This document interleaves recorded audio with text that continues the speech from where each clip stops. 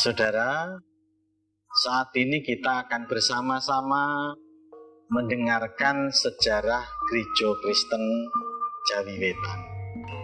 Nah, berbicara tentang sejarah Gereja Kristen Jawi Wetan, maka tidak bisa dilepaskan dengan yang pertama, awal pengenalan Injil di Jawa Timur. Lalu kita juga akan mencoba meruntut ke belakang masa kerajaan Mojopahit. Kenapa begitu? Karena begini ceritanya, dalam sejarah gereja Katolik, jejak kekristenan tertua di Indonesia itu sudah ada sejak abad ke-7. Di mana itu? Di kawasan Sumatera Barat, yaitu di Pelabuhan Pancur sekarang. Nah, kekristenan itu dibawa oleh siapa? Kekristenan itu dibawa oleh orang Kristen Nestorian yang berasal dari Timur Tengah. Lalu selanjutnya 7 abad kemudian, tepatnya tahun 1346, maksud saya 1346 Masehi, ada seorang pastor Fransiskan yang bernama Giovanni de Marignoli. Itu menemukan jejak kekristenan yang ada di kerajaan Mojopahit. Yang pada waktu itu kerajaan Mojopahit diperintah oleh ratu yang bernama Tribuana Tunggadewi. Ya. Nah, tidaklah mungkin kalau perjalanan para pedagang Kristen Nestorian ini berjalan dari Pancur ke Majapahit membutuhkan waktu 7 abad. Fakta ini menunjukkan kalau pengaruh kekristenan batinnya ini mengalami suatu proses perkembangan di tengah-tengah masyarakat Jawa Timur. Ya. Nah, dalam catatan serat Darmo Gandul yang ditulis oleh Noyo Ginggong dan Sabdo Palon, ini ada dialog antara Darmo Gandul dan Ki Kalamwadi. Dialognya begini. Darmo Gandul matur, Ki, yang kang diarani agama Nasrani iku agama sing kaya apa to? Lalu Ki Kalamwadi banjur nerangake, kang diarani agama Srani iku tegese sranane ngabekti temen-temen, ngabekti marang pangeran lan ora nyembah brahala. Wong disembah Gusti Allah pribadi. Gusti Allah yo ana ing dalem Kanjeng Nabi Isa iku putrane Allah, awit Allah kang mujudake mangkono kang kasebut ing serat Ambiyasa. Nah, saudara yang terkasih, salah satu faktor penyebab runtuhnya kerajaan Majapahit adalah masuknya Islam ke Nusantara, ke Indonesia. Tetapi apakah suasana batinnya ini hilang? Suasana batinnya kekristenan ini hilang? Punah? Ternyata tidak. Nah, pada awal pengembangan agama Islam di tanah Jawa, itu ada seorang figur yang bernama Syekh Siti Jenar yang mengajarkan prinsip juwing kawula lan Gusti. Nah, karena ajaran inilah Syekh Siti Jenar ini dikucilkan oleh komunitasnya. Nah, pada tanggal 14 Februari 1932 ternyata ajaran itu dikembangkan oleh aliran kepercayaan namanya Pangestu paguyuban ngesti tunggal. Ajarannya seperti apa? Ajarannya adalah bahwa Tuhan mengalami emanasi 2 tahap. Ya. Sehingga terjadi 2 Tuhan di samping Tuhan yang utama. Nah, dalam pemahaman tentang Tuhan ada 3 zat, yaitu Tripurusa. Apa yang diajarkan tentang Tripurusa? Tripurusa itu adalah sukma kawekas, sukmo sejati, lan roh suci. Nah, ternyata ajaran itu pengaruh dari Arius, seorang rahib dari Mesir. Nah, selanjutnya, saudara, kita akan beralih kepada pemberitaan Injil di Jawa Timur pada masa penjajahan Belanda. Jadi, kita diingatkan sekali lagi bahwa kekristenan itu sudah muncul sejak abad 7 di Sumatera Barat, tepatnya di Pelabuhan Pancur, dan itu berpengaruh pada orang-orang Kristen di Jawa Timur. Ya. Berbicara juga tentang Injil di Jawa Timur pada masa pemerintahan Belanda, maka kita juga berbicara tentang kedatangan orang-orang Eropa. Ya. Jadi orang-orang Eropa itu datang pertama bukan mengabarkan Injil. Jadi keliru kalau orang-orang Eropa pertama datang itu mengabarkan Injil, keliru. Tetapi pertama dia datang ke Indonesia mencari dan menguasai perdagangan rempah-rempah. Lalu dengan sendirinya terbawa pula cara hidup adat istiadat yang dibawa oleh orang-orang Eropa itu. Misalnya, kalau orang Belanda, orang-orang pribumi berhubungan dengan orang-orang Belanda, maka orang-orang itu akan berpengaruh dengan ajaran Protestan di Belanda. Nah, kalau orang-orang itu bersentuhan dengan orang-orang Portugis, maka orang-orang itu akan berpengaruh dengan adat istiadat orang-orang Katolik. Ini. Lalu berikutnya, yang kedua setelah kedatangan orang-orang Eropa, maka kita juga mengenal sosok yang juga mempengaruhi kekristenan di Jawa Timur pada saat itu, yang juga menimbulkan satu konflik. Yang pertama adalah Yohanes MD. Yohanes MD itu dilahirkan 1774 dan wafat pada tahun 1859. Yohanes MD ini seorang pietisme. Dilahirkan di Waldeck, Jerman. Pietisme itu adalah orang yang menekankan tentang kesalehan. Ya. Sebenarnya pertama dia itu bekerja di Kelasi VOC.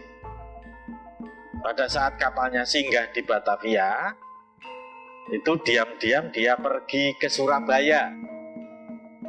Di Surabaya, dia sempat menjadi murid Joseph Kamp, seorang utusan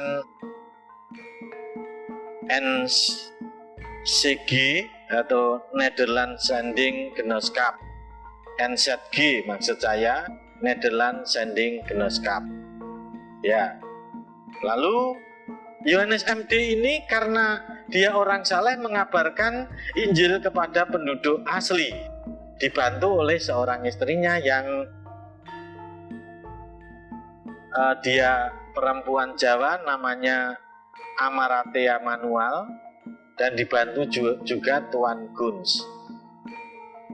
Istrinya Tuan Guns dan Yohanes MD ini adalah orang-orang pietisme, orang-orang yang menekankan kesalehan. Ya. Lalu dia mengabarkan Injil, dan orang-orang yang masuk Kristen harus melepaskan atribut kejawaan. Seperti yang saya pakai ini, menurut Yohanes MD tidak boleh dipakai, harus dilepas dan berganti pakaian ala Belanda. Maka orang-orang Kristen saat itu sering diejek londo ireng. Lalu Yohanes MD menulis peraturan yang disebut Dasatita MD. Yang pertama apa? Kamu harus memangkas rambutmu pendek. Berarti ini orang-orang yang sudah menjadi Kristen tidak boleh gondrong.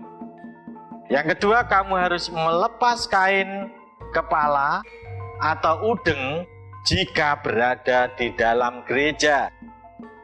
Yang ketiga, jangan kamu mendengarkan musik gamelan. Yang keempat, janganlah kamu menonton wayang. Yang kelima, janganlah kamu disunat. Yang keenam, janganlah kamu menghadiri selamatan. Yang ketujuh, janganlah kamu membaca sastra Jawa. Yang kedelapan, janganlah kamu merawat makam nenek moyangmu. Yang kesembilan, janganlah kamu menghiasi makam dengan bunga dan pohon-pohonan. Dan yang 10 adalah, kamu harus melarang anak-anakmu untuk bermain permainan yang sia-sia. Ini Yohanes MD. Lalu di depan saya mengatakan ada konflik karena di sisi lain ada seorang yang bernama Konrad Lawrence Collen. Dia lahir 1775 dan meninggal 1873. Nah, Collen ini seorang Indo-Rusia yang menikahi putri Pangeran Kajoran Mataram. Dan otomatis dia terpengaruh oleh dua pengertian, dua pemahaman. Dari ibunya dia mengenal dan belajar tentang kejawen, dan dari ayahnya dia belajar tentang kekristenan. Ya, dia dinas di kemiliteran, ditempatkan di Semarang. Lalu dia memiliki keterampilan menggambar. Dia mempunyai spesialisasi menggambar peta-peta. Lalu dia selanjutnya dipindah ke Surabaya dan menikah dengan seorang perempuan Indo-Belanda, dikaruniai 5 orang anak. Lalu dia tinggalkan istri dan anaknya, lalu dia dinas di Bos Opsiter atau Sinderblandong di Wonosobo, Mojo Agung. Kemudian dia kawin lagi dengan pembantunya yang bernama Satya dan dikaruniai 3 orang anak. Ya. Lalu Collen ini diberi kewenangan membuka tanah karena mendapatkan izin dari Wedono saat itu, Wedono Wirosobo, membuka tanah seluas 1420 selama 30 tahun. Ya, ketika Collen ini membuka hutan, ini banyak sekali yang tertarik datang ke sana karena subur. Tanahnya subur dan berhasil. Namun sebenarnya ketertarikan orang-orang datang ke Ngoro, ke tempat Collen itu tidak semata-mata untuk mencari kemakmuran atau kehidupan, namun banyak sekali orang-orang yang jahat, perampok, lalu begal, penjahat yang ingin berlindung di situ. Nah, keberhasilan membuka hutan ini menjadikan Ngoro menjadi lumbung pangan dan semakin hari semakin punya daya tarik yang luar biasa. Lalu Collen membangun sebuah rumah yang besar yang juga dijadikan sebagai tempat ibadah. Collen sendiri yang memimpin ibadah setiap minggu, dan pada hari-hari tertentu Collen ini mengajari orang-orang yang datang ke situ dengan tembang-tembang Jawa yang isinya tentang kerohanian. Ya. Jadi para pengikut Collen ini berbeda dengan para pengikut Yohanes MD. Pengikut Collen ketika menjadi Kristen tidak perlu meninggalkan atribut-atribut Jawanya, dan bahkan tidak usah dibaptis. Ya, Collen ini setiap mengajarkan, mengucapkan rapal yang berupa untaian puitis, gubahan dari pengakuan iman rasuli, dan doa Bapa Kami. Dilakukan setiap hari Minggu. Lalu dia juga menggunakan media budaya wayang kulit, wayang golek, dan tari topeng dalam mengajarkan Injil ini. Tahun 1873 Collen meninggal dunia dalam usia 96 tahun, dan Yelesma diperbolehkan untuk membaptis warga di Ngoro. Nah, setelah Collen, lalu kita berbicara tentang seorang pengikut Collen yang bernama Paulus Tosari. Dilahirkan 1812, meninggal dunia 1882. Paulus Tosari ini keturunan Madura. Dia mempunyai nama kecil Kasan atau juga disebut Satipah. Dia orang yang hidupnya tidak tertib. Sebagai penjahat, dia juga pemabuk, dia penjudi, dan kehidupan-kehidupan yang lain yang benar-benar tidak memiliki moral sama sekali. Lalu dia juga tertarik dengan mencari ilmu, dan saat itu dia mendengar di Ngoro ada seorang yang mempunyai ilmu tinggi namanya Collen.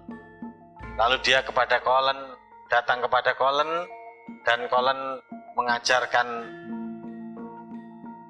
Kasan atau Satipah ini dengan membacakan Matius 5 ayat 3. Berbahagialah orang yang miskin di hadapan Allah, karena mereka yang empunya kerajaan surga.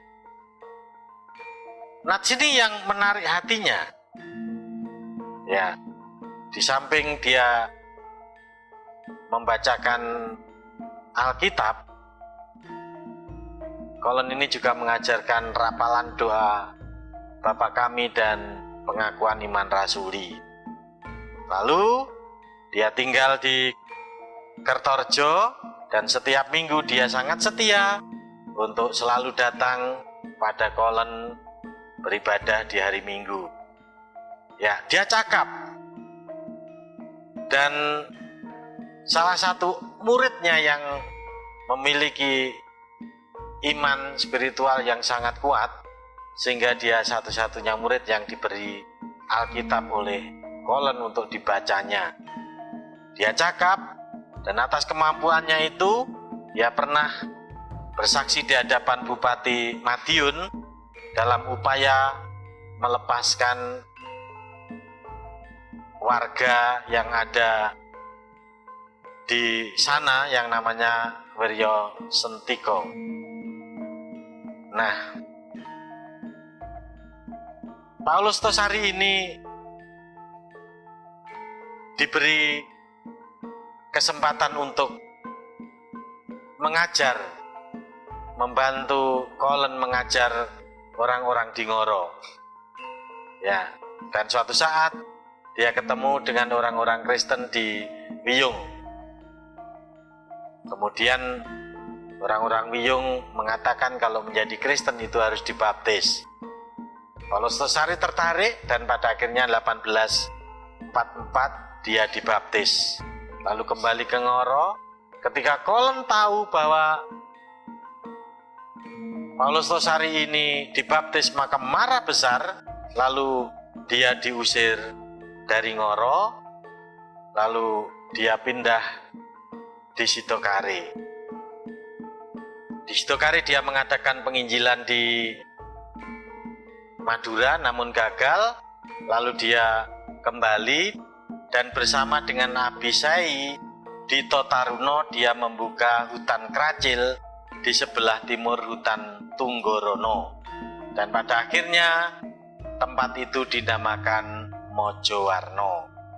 Ada 56 orang yang tinggal di sana dan bersama-sama dengan Guns dia lalu mengadakan pembinaan, dia mengadakan ibadah di sana, memperbaiki orang-orang yang ada di Mojowarno dan mengembangkan Mojowarno.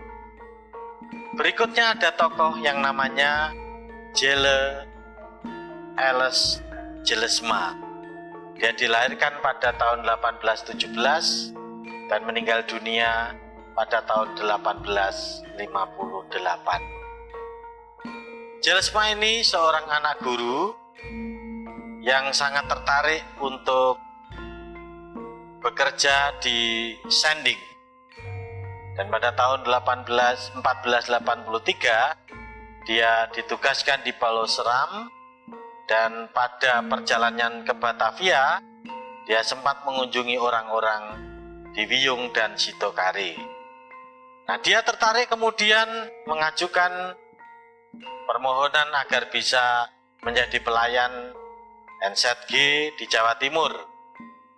Dia diperkenankan sehingga tanggal 22 Februari 1848 dia dipindahkan Jawa Timur dan melayani di Mojowarno.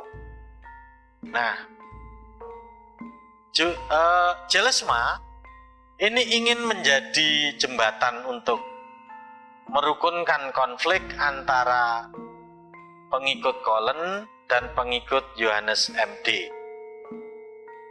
Namun nampaknya Jelesma lebih menekankan kepada ajaran-ajaran Kolen bahwa ketika orang Jawa, orang pribumi ini menjadi Kristen, tidak perlu melepaskan atribut-atribut Jawa. Dan ini nampaknya tidak berkenan di hati Gun. Maka Gun melaporkan ke NZG bahwa Yohanes MD, bahwa maksud saya Jelesma ini dalam pengajarannya lebih menekankan kepada hal-hal yang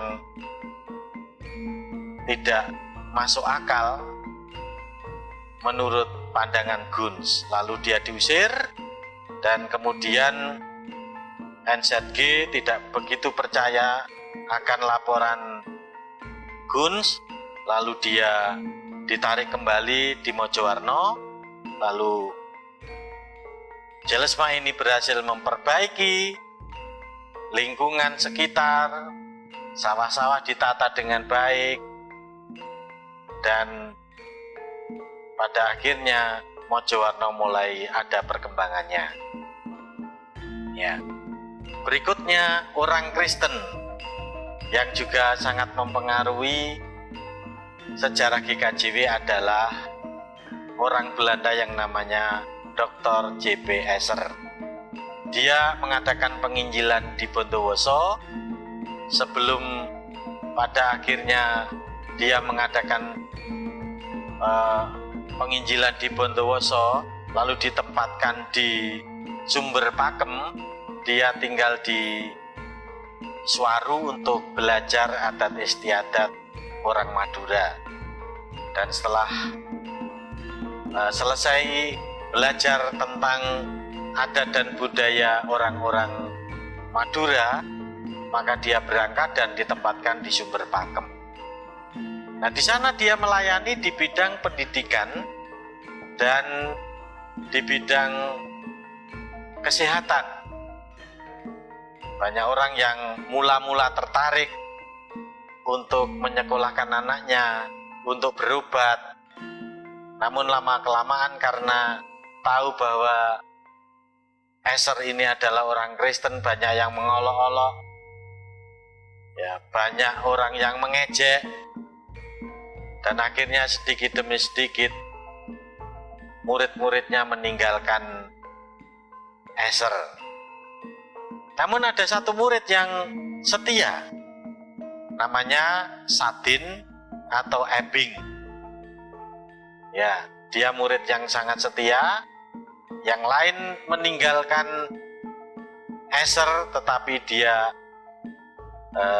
terus tetap bertahan di situ, dan bahkan dia berhasil menerjemahkan Injil, ya, dalam bahasa Madura.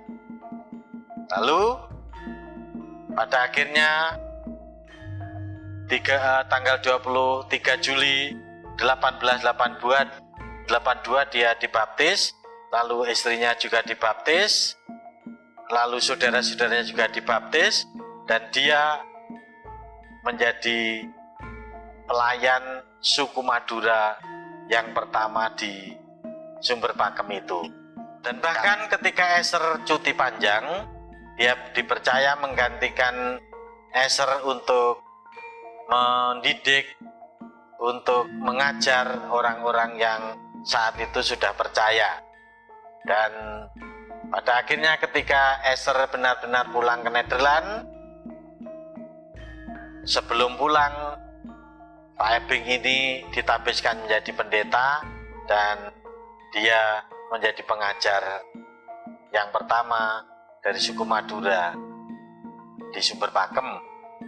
Selanjutnya kita juga berbicara tentang Mojowarno di bawah pembinaan Sending. Jadi tadi kita tahu yang membuka hutan Keracil yang pada akhirnya menjadi Mojowarno adalah Paulus Tosari yang dibantu oleh temannya yang bernama Abisai Dito Taruno. Lalu terus berkembang, dan pada akhirnya orang yang membina di sana di bawah pembinaan Sending dibantu oleh Jelesma. Jelesma ini 16 April 1858 pada akhirnya meninggal dunia karena sakit disentri. Lalu setelah Jelesma meninggal dunia, lalu dilayani oleh DS Hartom dari Malang. Lalu selanjutnya setelah Hartom ini tahun 1864 dilayani oleh Pendeta Husu. Setelah itu dilayani oleh J. Kruit SR. Ya, dia bekerja keras untuk menata di bidang kesehatan sehingga kehidupan jemaat di Mojowarno semakin hari semakin semarak. Ya, ibadah semakin besar. Lalu dia bersama dengan Paulus Tosari 1871 merintis pembangunan gedung gereja yang besar yang memuat 500 orang. Namun dia juga membuka lumbung pada kerukunan untuk menghimpun dana. Pada musim paceklik dia menabung di lumbung itu, lalu Kalau sudah banyak maka dijual, dan saat itu mempunyai modal 6.000 gulden dan ditabungkan di Surabaya. Nah, selanjutnya pelayanan J. Kruit SR dilanjutkan oleh anaknya A. Kruit. Dia mengadakan penginjilan, lalu dia juga mendirikan rumah sakit di Mojowarno itu, dan orang-orang yang sakit di situ bisa ditolong. Juga semarak, ada pertukangan di situ, ada keterampilan-keterampilan di sana, dan akhirnya Mojowarno menjadi desa yang sangat berkembang. Lalu selanjutnya setelah Mojowarno kita akan mengetahui pertumbuhan desa-desa Kristen di luar Mojowarno, dan terus berkembang. Orang-orang Kristen yang ada di Mojowarno ini ada di sana dan banyak belajar di sana. Lalu pulang dia juga mengadakan penginjilan di Bondowoso, lalu di Tunjung Rejo, di Lumajang, lalu di Sidoreno, Sidorejo, Rejo Agung, Tulung Rejo, Purwodadi, Ranurejo, Wonorejo, dan seterusnya. Lalu kita juga tahu pada akhirnya berkembang di Kediri, lalu di Sidorejo, di Segaran Wates, Tambak Asri, ya, lalu di Bulusari, ya, di macam-macam desa-desa Kristen, termasuk di Wonoasri ini, ya. Terus berkembang seperti itu, dan pada akhirnya pada tanggal 11 Desember 31 itu terbentuk Majelis Agung karena terus perkembangan yang sungguh luar biasa itu. Lalu orang-orang Kristen Jawa menginginkan kemandirian, dan saat itu diizinkan, ya.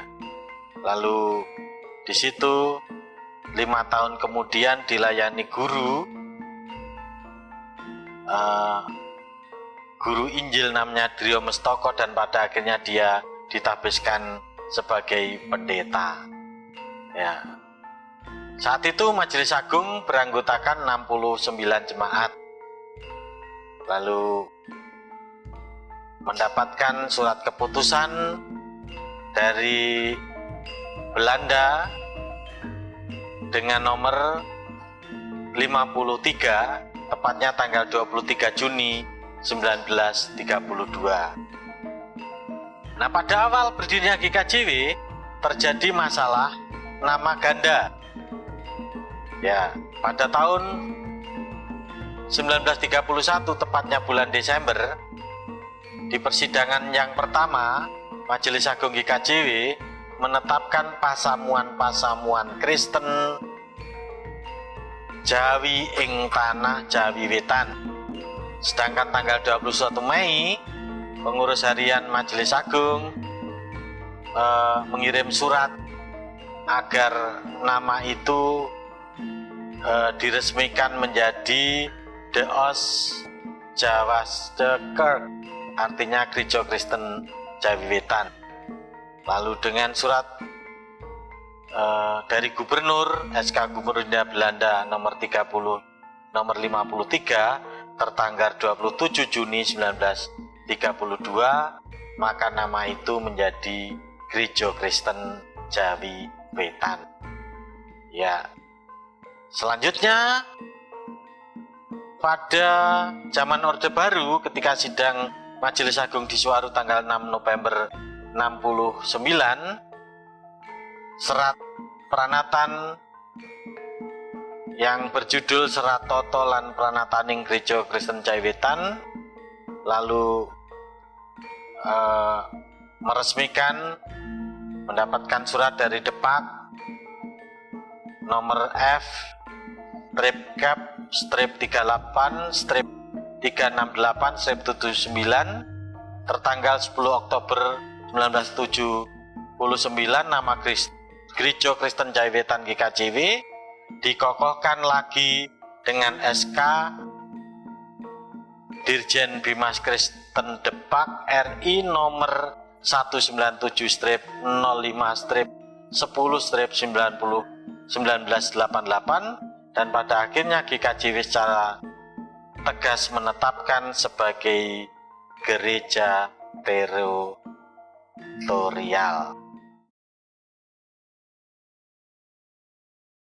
Berikan ku hati seperti hatimu yang penuh dengan belas kasihan.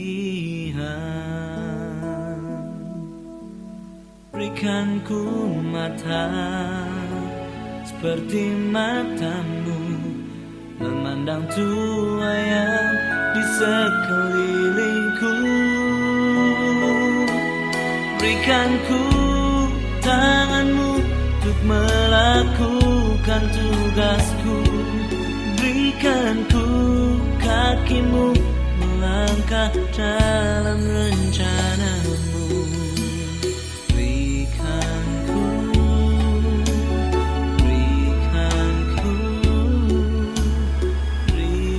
Sumur Bandung dumunung tengahing lurung, kesampar kesandung arang manungsa dumunung. Sumur agung berada di persimpangan jalan, sering dilalui orang tetapi jarang mengenalnya. Di situ GKJW Jemaat Wonasri ada.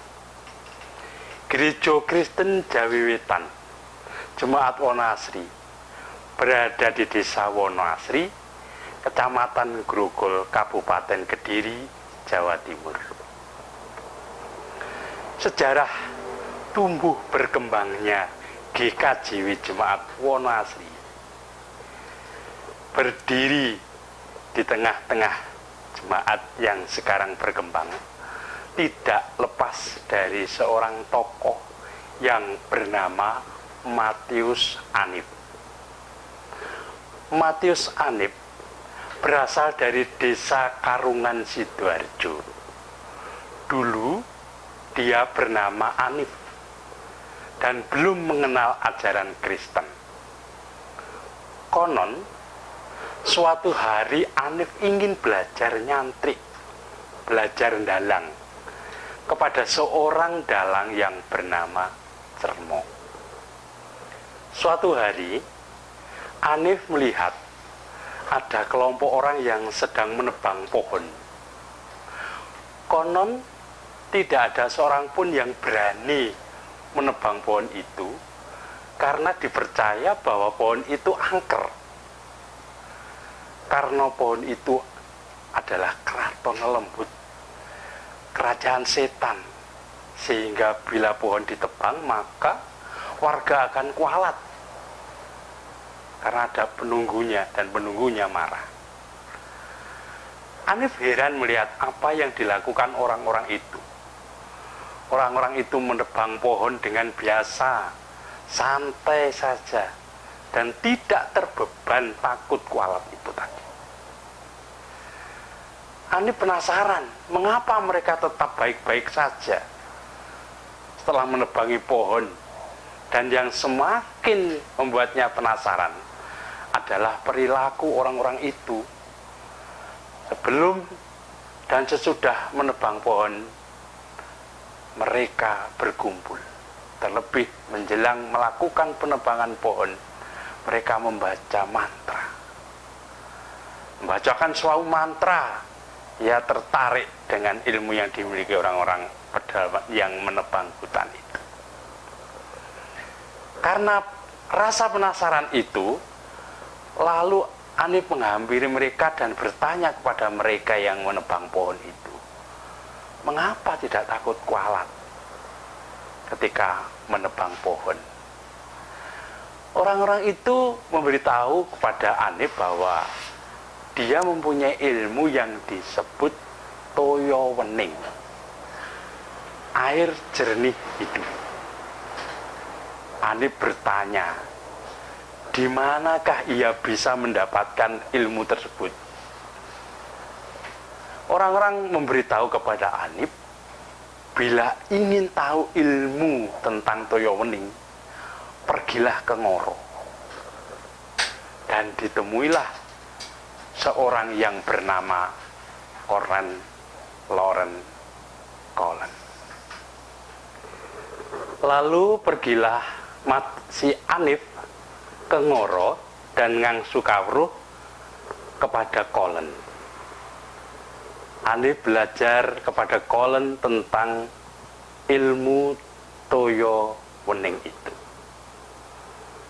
Selang beberapa waktu di Ngoro, suatu hari Anib mendengar bahwa di sana juga ada seseorang yang mempunyai ilmu yang sama seperti Collen. Karena ia penasaran, maka secara diam-diam ia mendatangi orang itu yang bernama MD yang berada di Mojowarno. Di sana ia mengutarakan isi hatinya yang menjadi pergumulannya selama ini kepada MD, sehingga dia pun berminat untuk menjadi murid MD. Dan MD pun menyanggupi apa yang menjadi keinginan Anib, tetapi dengan satu syarat, yaitu pada saatnya dia harus dibaptis. Lalu Anib pun bersedia untuk dibaptis. Sesudah itu namanya berubah menjadi Matius Anib. Sesudah dibaptis kemudian ia kembali ke Ngoro. Collen pun akhirnya mengetahui hal itu dari muridnya yang lain. Diketahui bahwa Anib juga mengikuti apa yang menjadi pengajaran MD dengan cara dibaptis. Maka saat itu diketahui Anib menjadi bernama Matius Anib tentang pengajaran itu, sehingga Collen akhirnya menolak Anib berada di sana.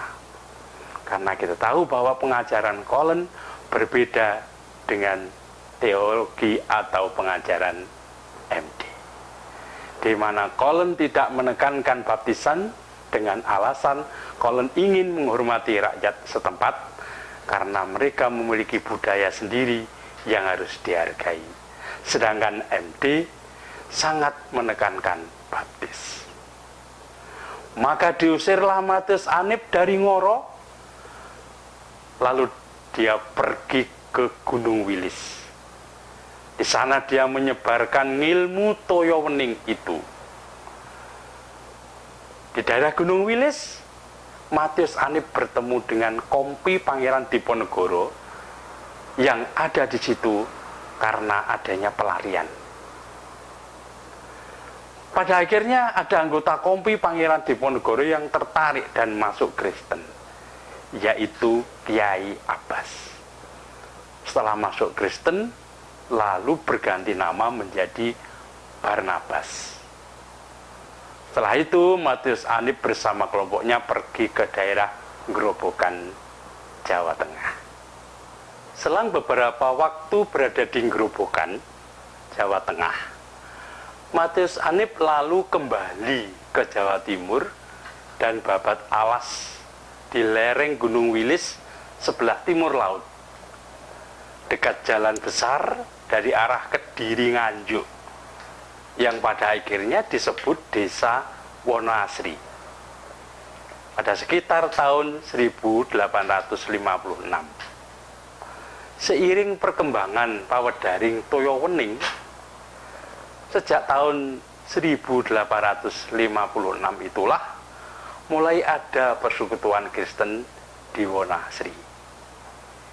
Dikisahkan pula murid Matius Anib yang bernama Barnabas memiliki saudara, dan saudaranya itu ada yang masuk Kristen. Salah satunya bernama Sudrajat. Dan Sudrajat ingin mengikrarkan diri di hadapan Matius Anip. Setelah masuk Kristen namanya berganti menjadi Daud atau Sulaiman. Kemudian Daud menikahi anak sulung Matius Anip yang bernama Sapira. Matius Anip memiliki 5 orang anak, yang mana kelima anak itu yang menjadi cikal bakal Kristen di Wonoasri. Kelima anak itulah yang kemudian mewartakan Injil di daerah Wonoasri. Sapira, Demari, Damaris, Karmin, Kasmin. Mereka itu menjadi leluhur warga Wonoasri. Sapira, nenek moyang dari keluarga Mbah Yonatan almarhum, Bapak Purwo Atmojo almarhum, juga Bapak Winoto dan keluarga besar mereka. Demari, nenek moyang dari keluarga Mbah Jasiran, Bapak Senoto. Karmin, nenek moyang dari keluarga Mbah Supardam, Bapak Suprobo. Kasmin, nenek moyang dari keluarga besar Bapak Sehari atau Dewur. GKJW Wonoasri ini awalnya bangunannya terletak di tengah lahan persawahan dengan bangunan yang terbuat dari bambu. Karena tidak tahan lama, lalu roboh. Kemudian pada tahun 1880 membangun gedung yang terbuat dari batu bata. Dan lokasinya dipindahkan ke daerah yang lebih depan. Tidak di areal persawahan, tetapi berada di tengah 4 persimpangan jalan setapak yang kini semakin besar, nampak seperti dan kenyataannya berada di tengah-tengah perempatan. Disitulah gereja GKJW Wonoasri berada. Dari kisah tersebut, Gereja Kristen Jawi Wetan atau Gereja Wonoasri, Pasamuan Wonoasri, dewasa pada tahun 1881 bersamaan dengan dimulainya penggunaan gedung gereja baru.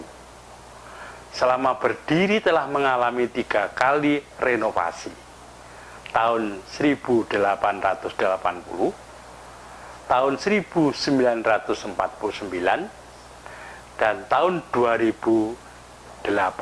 Tentunya ditindaklanjuti dengan pembangunan dan renovasi pada tahun-tahun berikutnya. Di samping memiliki gedung gereja, GKJW Wonoasri juga memiliki Yayasan Badan Pendidikan Kristen. Mula-mula hanya memiliki SR, Sekolah Rakyat atau Sekolah Dasar. Lalu berkembang dengan memiliki unit sekolah taman kanak-kanak, SMP, dan hingga saat ini memiliki juga SMK. Juga memiliki gedung serbaguna yang disebut Balai Pertemuan Among Mitro. Keberadaan GKJW Jemaat Wonoasri dengan tahun dewasa ditandai dari pembangunan gedung gereja di tengah persimpangan jalan. Tahun 1881 disebut sebagai Gereja Sumur Bandung, dumunung tengahing lurung, kesampar kesandung, arang menungso dumunung. Sumur agung berada di persimpangan jalan, sering dilalui orang, tetapi jarang mengenalnya. Sumur agung, sumur Bandung, sumur kanthi banyu mandung, yaitu toya wening papan medharake sabdaning Gusti.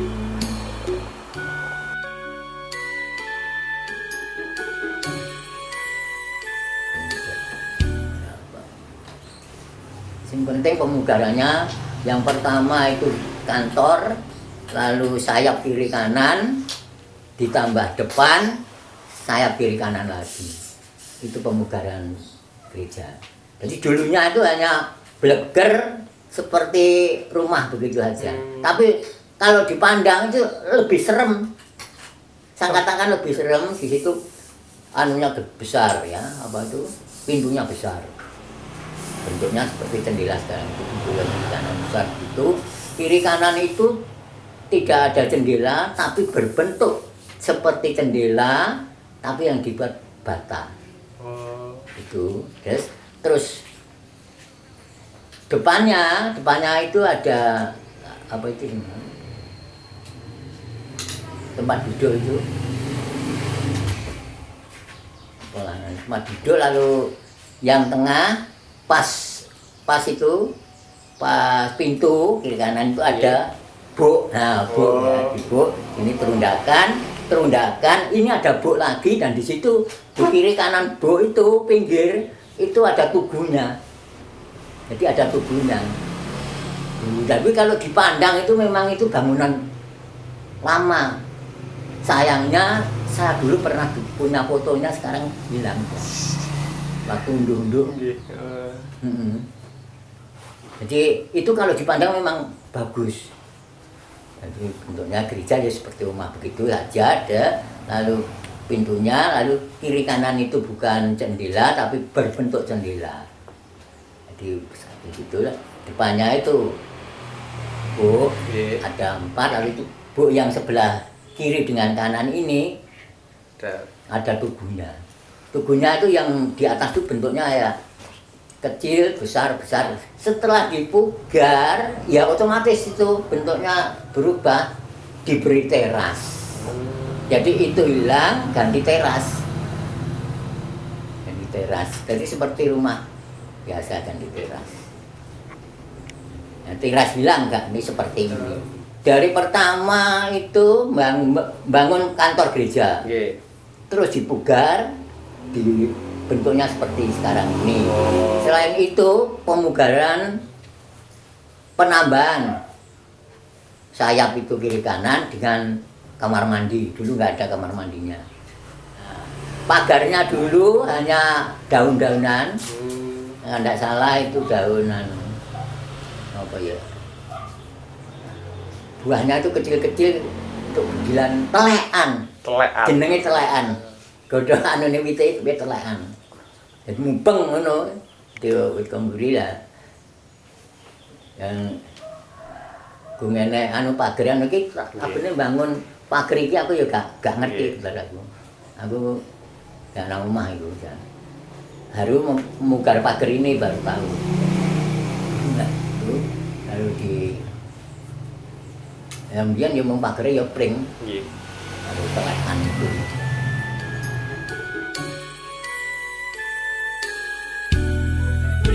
Ku hati seperti hatimu yang penuh dengan belas kasihan. Berikan ku mata seperti mata